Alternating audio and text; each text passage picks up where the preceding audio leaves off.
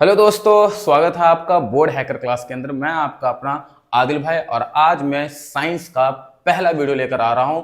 इस वीडियो के बाद आप बोर्ड एग्जाम में एक सब्जेक्टिव क्वेश्चन, दो ऑब्जेक्टिव क्वेश्चन बेसिकली बनाने जा रहे हैं। आपके बोर्ड एग्जाम में आएंगे ही आएंगे, दो ऑब्जेक्टिव आएंगे, एक सब्जेक्टिव आएंगे। जुड़े रहिए इस वीडियो को और पूरी तैयारी इस वीडियो पे करके आप एग्जाम में जाना है। दो ऑब्जेक्टिव, एक सब्जेक्टिव आएंगे। या देख लेते हैं क्या क्या टॉपिक आज हम लोग देखने जा रहे हैं। पहले हम लोग बेसिक आइडिया लेंगे धातु और अधातु के बारे में। धातु क्या है, धातु का भौतिक गुण। अधातु क्या, अधातु का भौतिक गुण। इस पे हम लोग बेसिक आइडिया लेंगे। जो क्वेश्चन बनेगा वो यहां से बनेगा, धातु और अधातु की मुख्य बातें। यहां से आपको ऑब्जेक्टिव बनेगा, दो ऑब्जेक्टिव गाइस। नाउ अपरूपता क्या है, यहां से एक सब्जेक्टिव क्वेश्चन बनेगा। तो चलिए जल्दी से जो बेसिक बात उसको कवर करते हैं। सबसे पहले हम लोग बात करते हैं धातु के ऊपर। तो देखिए, धातु ना ऐसे पदार्थ होते हैं जिसके अंदर से करंट बहने लगती है, साथ ही साथ उष्मा यानी हीट भी बहने लगती है। यानी हमारे आसपास कुछ ऐसे पदार्थ है जिससे करंट फ्लो करती है। खासकर वो पदार्थ शुद्ध पदार्थ होने चाहिए। अब शुद्ध पदार्थ क्या होता है? जो एक ही तरह से परमाणु का बना होता है, उसको हम बोलते हैं शुद्ध पदार्थ।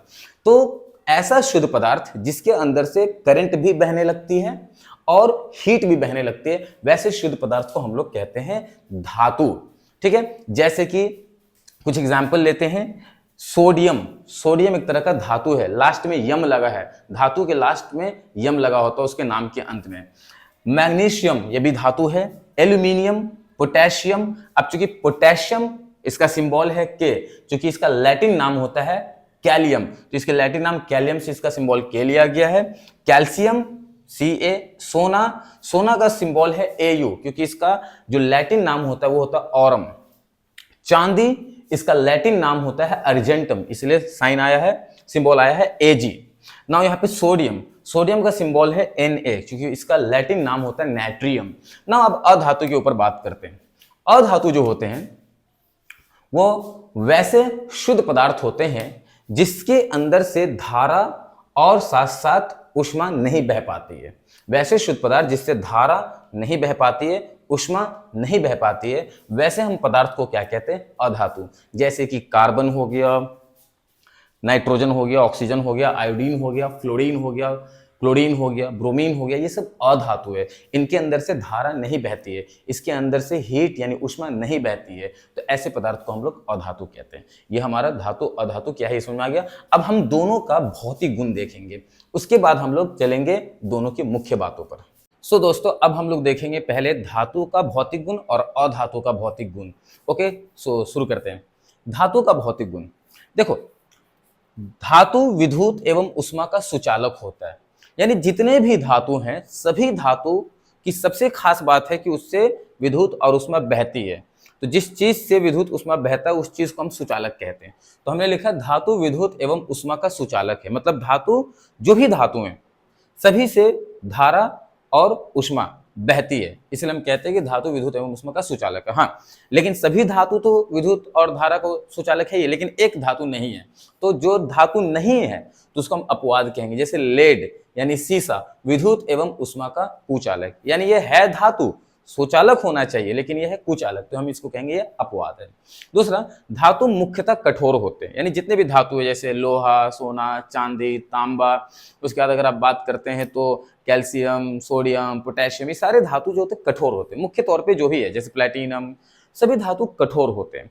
लेकिन एक धातु है जो कठोर नहीं है, तो हम कहेंगे उसको वो अपवाद है। जैसे सोडियम धातु मुलायम होता है, सोडियम धातु जो ये मुलायम होता है, इसे हम चाकू से काट सकते हैं। ये धातु है, ये बहुत मुलायम होता है, हम इसे चाकू से काट सकते हैं। उसके बाद अगर हम बात करें तो धातु मुख्यतः ठोस होते हैं, यानी ये जितने भी धातु है सब ठोस होते हैं। हाँ, लेकिन अपवाद में एक धातु है जो ठोस नहीं होता है, वो है हमारा मरकरी या पारा।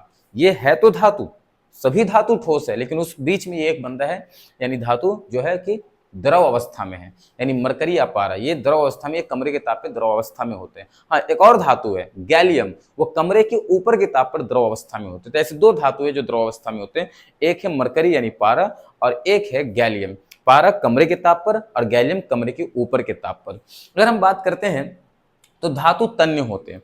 तन्य का क्या मतलब है कि धातु को पीट पीट कर हम पतले तार के रूप में बदल सकते हैं, है ना। इसलिए हम कहते हैं धातु तन्य है। तन्य मतलब हम धातु को पीट कर तार के रूप में बदल सकते हैं, और उसकी इस गुण को तन्यता भी कहा जाता है। जैसे कि आप देखो हमारे घर में वायरिंग होती है, तो वायरिंग किस चीज की होती है? धातु के तार की होती है ना। एल्यूमिनियम की वायरिंग देखेंगे, कॉपर की वायरिंग देखेंगे, तो ये सब क्या है? धातु है, उसे तार के रूप में बदला गया। इसलिए हम कहते हैं कि धातु तन्य होते हैं, मतलब हम उसे पीट कर तार के रूप में बदल सकते हैं। हाँ, इस गुण को तन्यता भी कहा जाता है। उसके बाद हम बात करते हैं धातु आघातवर्ध होते हैं। आघातवर्ध का मतलब क्या है कि धातु को हम पीट पीट कर पतले चादर के रूप में बदल सकते हैं। तो जब हम धातु को पीट पीट कर पतले चादर के रूप में बदल सकते हैं, उसके इस गुण को हम लोग आघातवर्ध या आघातवर्धनीयता कहते हैं। अब देखो हमारे आस पास बहुत सारी धातु की चीजें हैं जिसके हमने अलग अलग रूपों में बदला हुआ है। जैसे धातु का बर्तन है, एल्यूमिनियम का बर्तन है, तो वो चादर के रूप में बदला हुआ है कि नहीं? तो इसका मतलब होता है कि हम उसे चादर के रूप में बदल सकते हैं। उसके बाद हम बात करते हैं धातु में विशेष चमक होती है। यस, जो भी धातु है जैसे सोना, चांदी, प्लेटिनम, ये सभी जो धातु हैं ये सब क्या है? विशेष चमक वाली धातु है। हालांकि सभी धातु में विशेष चमक होती है। उसके बाद हम लोग धातु को जब पीटते हैं तो विशेष आवाज निकलती है। इसी वजह से हम धातु को म्यूजिकल इंस्ट्रूमेंट में भी यूज करते हैं। जो भी म्यूजिकल इंस्ट्रूमेंट होती है, गिटार होता है, सितार होता है, इस सब में धातु की जो है चीजें इस्तेमाल होती है, क्योंकि धातु को पीटने पर विशेष आवाज निकलती है ना। बच्चों अब हम लोग देखते हैं अधातु का भौतिक गुण। देखिए अधातु ये सबसे बड़ी भौतिक गुण है कि जो अधातु होते हैं विद्युत एवं उष्मा का कुचालक होता है। यानी जो भी अधातु होता है उससे विद्युत और उष्मा बहती नहीं है बेसिकली। हाँ, लेकिन एक अधातु है जिससे बह जाती है, तो उसको हम अपवाद कैटेगरी में रखेंगे। तो वो अपवाद कौन है? ग्रेफाइट। ग्रेफाइट वही है जो पेंसिल के अंदर में जो ब्लैक कलर का पदार्थ होता है उसको हम लोग कहते हैं ग्रेफाइट। वो एक अधातु है। अधातु है तो उसको विद्युत उष्मा का कुचालक होना चाहिए, लेकिन वह सुचालक है, तो हम उसे कहेंगे कि वह अपवाद है। फिर अधातु भंगुर होते हैं। अब भंगुर का क्या मतलब है कि जैसे हम अधातु को पीटेंगे तो वो तार के रूप में नहीं बदलेगा, चादर के रूप में नहीं बदलेगा, वो अलग अलग टुकड़ों में बदल जाएगा। तो जब किसी चीज को हम तोड़े अब वो विभिन्न आकृतियों में बदल जाए, है ना, अलग अलग रूपों में टूट जाए, अलग अलग शेप में टूट जाए, तो हम उसको बोलते हैं भंगुर। तो अधातु भंगुर है। जैसे अब कार्बन हो गया, अब कार्बन को आप पीटने जाइएगा तो उसी ने कि खास आकृति में टूटेगा नहीं, अलग अलग आकृतियों में टूट जाएगा, तो इस चीज को हम बोलते हैं भंगुर। तो अधातु भंगुर होते हैं। अधातु तीनों अवस्था में पाया जाता है, ठोस, द्रव, गैस। अगर हम ठोस अधातु की बात करें तो कार्बन हो गया, ग्रेफाइट हो गया, सल्फर हो गया, फास्फोरस हो गया, ये सब ठोस अधातु है।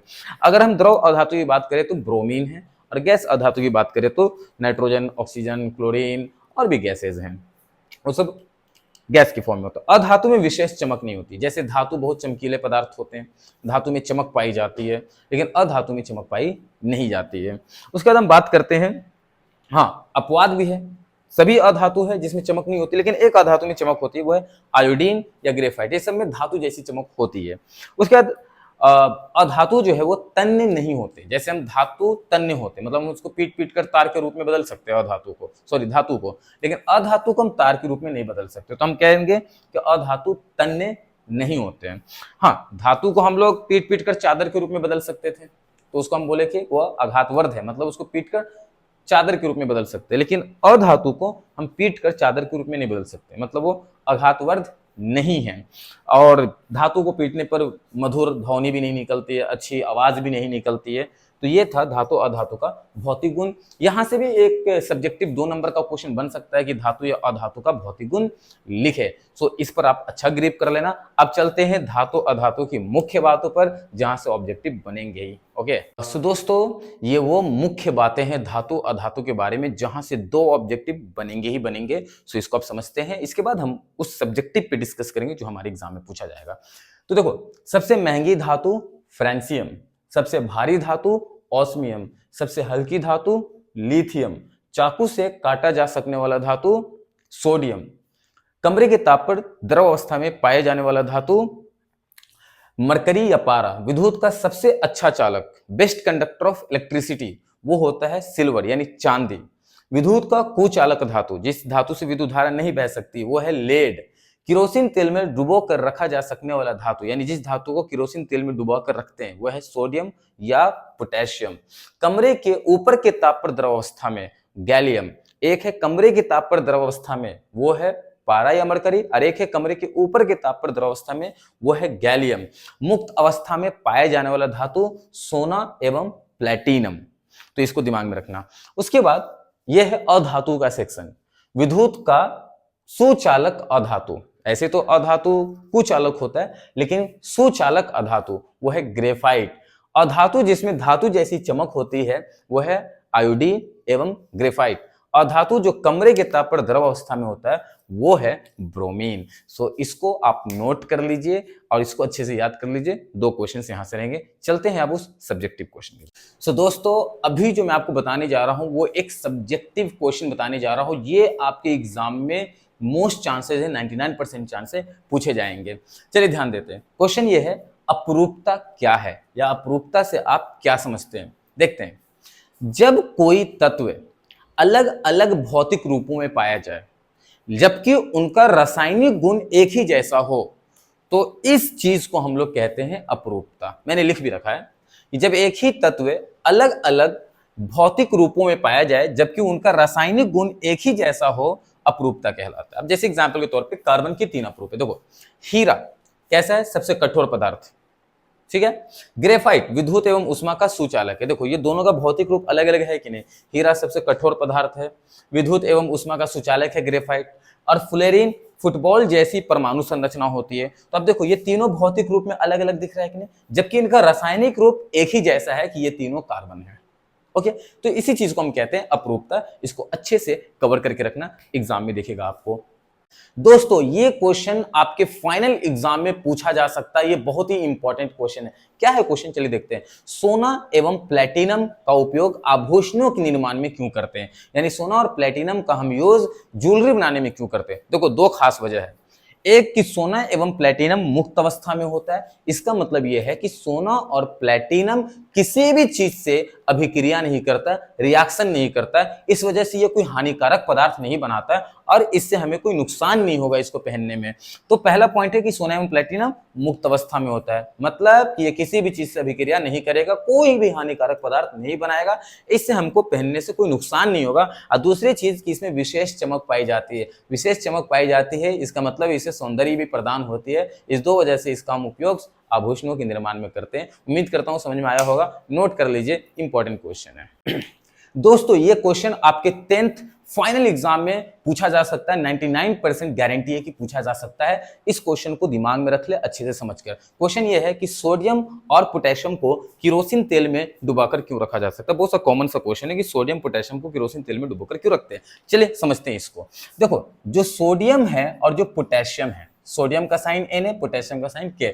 तो जो सोडियम है और पोटेशियम है ये बहुत ही ज्यादा अभिक्रियाशील होते, रिएक्टिव होते। तो जैसे ही इसको हम हवा में छोड़ते हैं ना, वैसे ही सोडियम हवा के ऑक्सीजन से फटाक से अभिक्रिया करता है और जलने लगता है, जल उठता है। यही सी वजह से हम इसको किरोसिन तेल में डुबा के रखते हैं ताकि ये बचा रहे, संरक्षित रहे।